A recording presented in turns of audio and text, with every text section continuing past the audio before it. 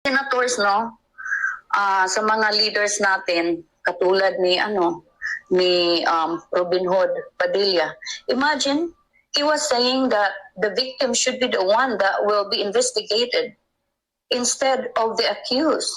Welcome back sa aking YouTube channel. Para sa mga first time lang po na manood, please click mo na yan, Jeremy's TV, Manila. Anyway guys, wala nang bayad ito, libre lang. Tulong mo na lang din sa kapwa mo. Alright? Thank you very much po.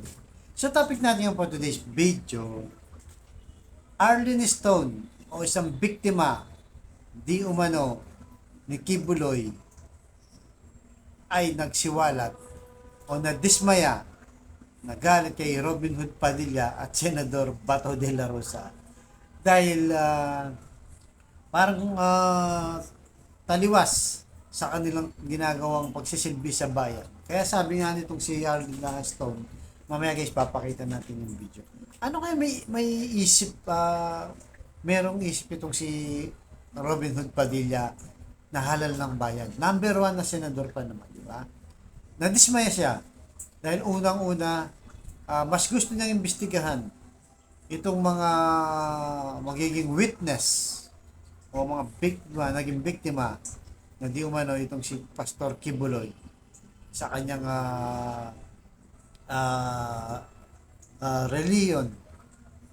Di ba? So, alam naman natin na mainit ngayon na pinag-uusapan na iimbestigahan na itong si Kibuloy dahil sa pag-file ng resolusyon nitong si Senator Ontiveros.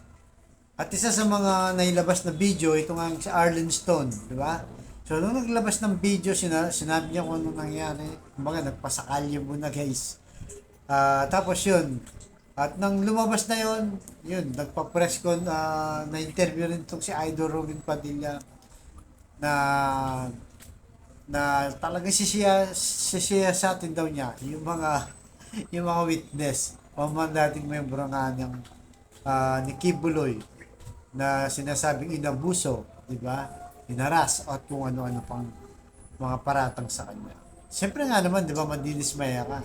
Imbis na magtatanggol itong si Robin Padilla, itong si Bato de la Rosa sa taong bayan, at wala pa namang investigasyon nangyayari, sisimulan pa lang guys sa January, kumakampi na agad kay Kibuloy, di ba? Porket ba, di ba? BFF yan ni Duterte at amo nila si Duterte. Kampi na agad sila. Paano naman yung mga biktima, di ba? Kawawa yung mga biktima. Guys, di ba? So, narito guys, panoorin muna natin yung video nitong si Arlene Stone kung saan talagang sumabog sa galit kay Idol Robin Padilla at Bato de la Rosa. Alright? Pasok, Idol. Senators, no, sa mga leaders natin, katulad ni Robin Hood Padilla. Imagine, he was saying that the victim should be the one that will be investigated instead of the accused. What type of brain do we have if we think that way? My question is, who are they serving? Are they serving the people or are they serving their bodies? Tama.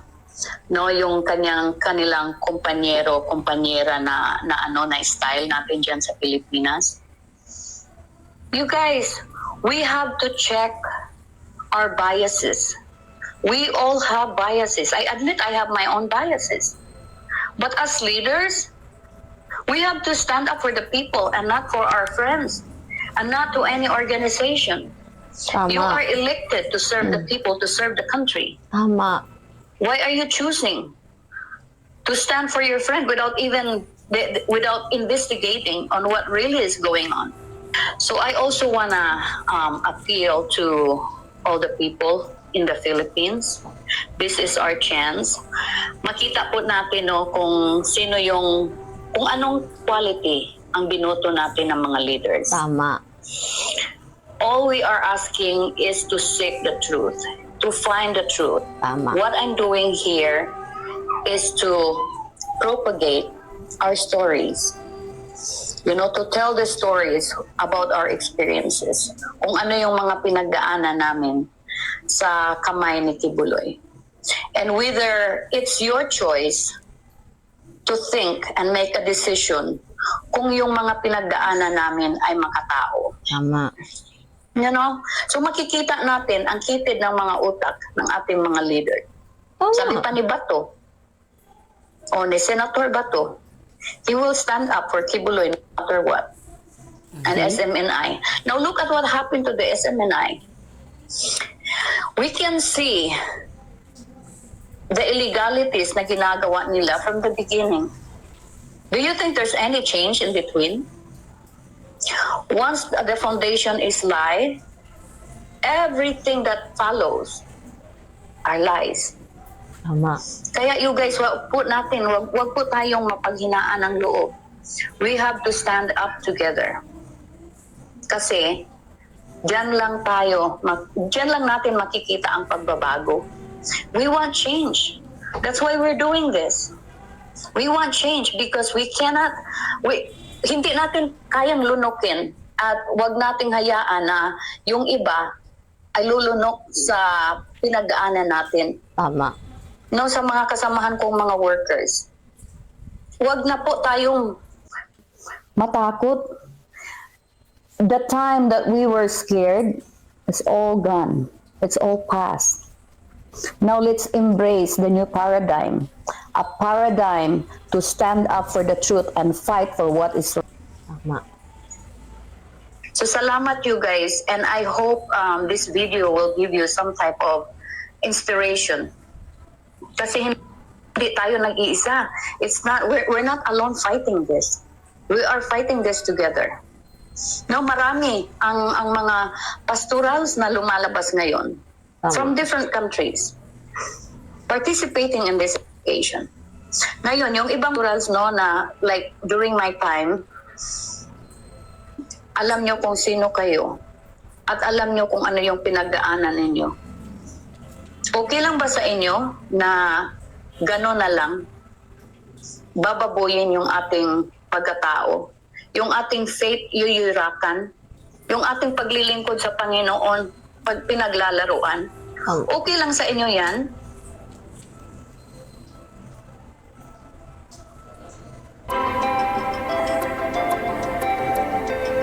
Upgrade ng gadget pang school? Hindi. Now we realize that we are actually being scammed. Okay lang sa inyo yan? Hindi kayo gagawa ng action? Wala kayong gagawin? Really? Guys, let's stand up. So yun guys, napanood nyo, di ba? Talaga namang nadidismaya, di ba? Itong si Arling Stone. Actually, kahit hindi lang naman siya. Kahit tayo guys, nadidismaya tayo, di ba? Lalo na itong si Robin Hood, number 1 na senador. Kahit ako, kala ko dati, makamasa talaga eh. Buti na lang guys, hindi ko siya binoto. Sa totoo lang. At hindi ako nagkamali. Maraming nagsisisi ngayon sa pagboto kay Robin Padilla kasi nakikita nila parang wala pa siyang nagagawa din, di ba? Tapos yung mga statement na lalo na nung nagkaroon ng investigasyon sa China, di ba, lumalabas na pro-China siya. Kaya maraming bumabati ko sa kanya. At eto na naman guys, wala namang kadala-dala. Ang usapin kay Kibuloy, pumapanig siya kagad kay Kibuloy. Kaya nga sabi ni Arlene, di ba, pumili po tayo, di ba, ng mga quality leaders. Hindi sa mga ganitong pinagsisilbihan ay mga panyero nila, di ba, sabi niya, mga kaibigan nila, mga kakilala nila, di ba? Nakakadismaya talaga pagka ganun, di ba? Ang alam natin, binoboto yung mga leaders na yan para sa kapakanan ng bayan, hindi sa kapakanan ng kanilang mga kaibigan o kakilala o pumoprotekta sa kanila. Kaya nga sabi niya, 'di ba, yung babae, sa mga co-workers ko, yung mga dating naging kasama niya, siguro nakasabayan na, magpasa hanggang ngayon, wag po kayong matakot. Sabi niya, na lumantad na kayo. 'Di ba? Magsabi niya, pero sabi niya, 'di ba, marami na rin kumukontak sa kanya. So tama nga naman, 'di ba? Ito na yung pagkakataon nila para mapatunayan, although wala pa namang investigasyon, magsisimula pa lang, para mapatunayan at ma-expose, di ba, itong si Kibuloy sa kanyang mga ginawa sa kanyang member na di umano'y inabuso ayon kay Arlene Stone. So magkakaalaman doon guys, di ba? Tapos yung mga Duterte boys naman, mga DDS supporter, lalo na itong si Topacio, sinabi niya, hindi ka naman korte, sabi niya kay Risa Ontiveros, dali mo siya korte, kasuhan mo, sabi niya, di ba? Parang excited sila mapunta kagad sa korte, guys, di ba? So, parang hindi siya abogado, parang hindi nila maintindihan ng mga DDS vloggers na ginagawa ito ni Senator Ontiveros, kasi talagang mandato nila yan na because of the aid of legislation. Ano yun? Siyempre, para yung batas, di ba, nakagawa, naipasa na, especially itong human trafficking, sexual harassment, at kung ano-ano pa. Dahil sa mga ganitong investigasyon, hindi naman sila korte, guys, hindi naman sila magsasampa ng kaso. Kung magagawa lang sila ng report committee, tapos doon ibibigay sa DOJ, sa ombudsman. So, kung sino mang pwedeng mapagbigyan nito para kasuhan. Kung may re-recommenda nila, ito yung committee report nila, at saka nila kakasuhan. Kung sino, particularly sa DOJ yan, o sa ombudsman. Kagaya ginawa sa Parmali, di ba? Inimbestigahan, tapos yun, nasa ombudsman na yung kaso. So, ganun ang mangyayari kasi parang ayaw nilang imbestigahan, di ba? Lalo na itong sila Robin Padilla, itong si Bato de la Rosa, di ba? Kaya sabi ni, ang kitid ng utak ni Bato, sabi, di ba? Kumakampi kagad kay Kibuloy, ang stand niya kay Kibuloy. Hindi siya mga biktima na kawawa ng ating mga kababayan. Kasi guys, ito parang lang din to Dapat ganito rin ang gawin. Advice natin kung may nanonood man sa atin, sa mga naging biktima rin ng ICC, di ba? Nakita rin natin ang kanilang stand. Sila Bato, sila Robin Padilla, si Sara Duterte, ang stand nila, huwag papasukin yung ICC. Bakit, di ba? May tinatago ba siya? O naman natatakot sila. Kasi gaya na sinasabi natin, dapat silang depensahan nila kanilang sarili kung masangkot sila dyan. Particular din si Duterte, kailangan niyang depensahan sa sarili niya. At ipagtanggol niya, abogado naman siya, di ba? At may mga magaling na abogado naman din siguro siya na ang handang magtanggol sa kanya kung talagang wala siyang ginawang kasalanan. So nakikita natin, di ba, yung mga leader na to, yung mga binoto ng taong bayan, nakikita natin na pumapanig kagad sa isang politiko, di ba? Ito sila Robin Padilla, yan. Kila Duterte, kay Kibuloy, nakikita na natin, kaya mag-isip-isip tayo sa susunod na eleksyon. Dapat natin pag-isipang mabuti dahil kapakanan po ng ating bayan nito, hindi sila. So magising na tayo, sa sinasabi nila dati, para sa pagbabago. May nagbago ba? Wala naman, guys. Wala naman. Ito yung mga nakaupo dati na mga kaalyado na ngayon ay umaharap sa sari-saring problema. So kayo guys, ano sa tingin nyo? Malaya po kayo. Sa tingin nyo tama ba itong si Arlene Stone na kailangan talaga maging matapang sila? At tayo, ano tayo dyan guys, supportahan natin sila. Share nyo itong video na to para lahat sila, sa atin ay mag-ingay at mabigyan ng pagkakataon ng mga biktima na may pagtanggol ang kanilang sarili doon sa investigasyon sa Senado. Kaya tuloy mo lang yan, Senador Ontiveros. Saludo po kayo. Right? So hanggang dito na lang guys sa mga susunod kong vlog. Thank you very much po.